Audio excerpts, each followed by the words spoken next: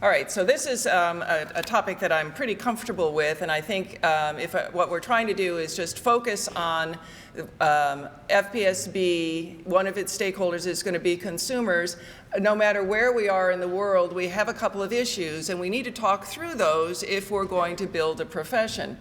One is simply the cost of financial planning. What we know around the world is that most anybody who is doing financial planning, even doing financial planning with the 6-step process, even doing financial planning in a very holistic way, putting the client first, getting a great result, we know that most everywhere that planner is being compensated by the investment advisory portion of the financial plan. Managing the money, it's where the money is. Wealth management supports financial planning as opposed to the other way around from a compensation model point of view. And when that turns out to be our reality, then we've got the issue of the consumer might not be able to afford financial planning if they don't have assets to manage. Or, put another way, consumers that don't have assets to manage are not attractive clients to many financial planning models. Without thinking of it as a right or a wrong, and thinking about it as an issue, and thinking about that as an issue in the context of building a profession, we've got some real thinking to do here. How do we want to be seen? What is the right way for us to position ourselves from a very practical point of view, but from a real, this is where we are now and from where we need to be.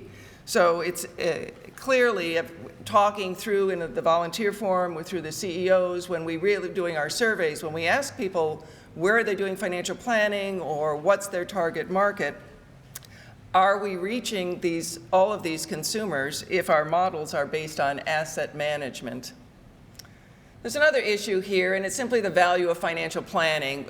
We've been around as financial planners for quite some time now in some territories, and we still stumble over why people need financial planning. It's not an obvious. People know when they need to go to the doctor. They might choose to put it off, but people don't know when they need to go see a financial planner, and we're not real good about making a compelling argument other than, well, it's really good. You'll love it. Come on in. Try it. You have to have a financial plan. We're not really able to articulate that. We're on a different path in different territories, but it's really, truly something that for a consumer means they're not really sure what they're going to pay for. I have the opportunity to go out and talk to potential consumers almost every day as part of my financial planning practice. And very often I'm confronted with, well, you know, you seem to be talking about things that I would really benefit from knowing more about, but I can't afford a financial planner, or I didn't know financial planners really did that. It's the part of financial planning that we know is great that we don't articulate very easily for people. And then, of course, we want them to pay for it. It's hard to pay for something that you don't understand at all. The other issue that we're seeing here, of course, is that everybody says we're the good guy, right? Everybody puts the client first. Everybody's willing to take on a fiduciary standard as long as they can define fiduciary. What's the problem? Sure, we'll do that.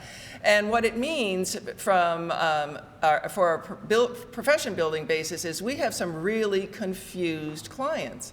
They don't know who to look for. They don't know that they could actually drive this process by being able to articulate what it is they want. Consumers are still going into the marketplace and saying, can you help me? Of course we can help you. We're here to help.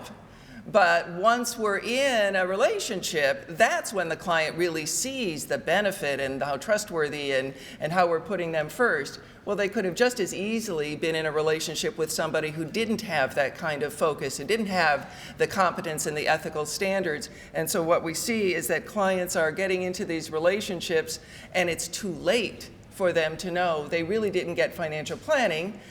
They got some sort of financial product that may or may not have suited their needs, and they're still wondering whether they can afford to remodel the house or put the kids through college, but it's going to be one or the other, and it sure would be nice if a competent, ethical financial planner had helped them with that decision.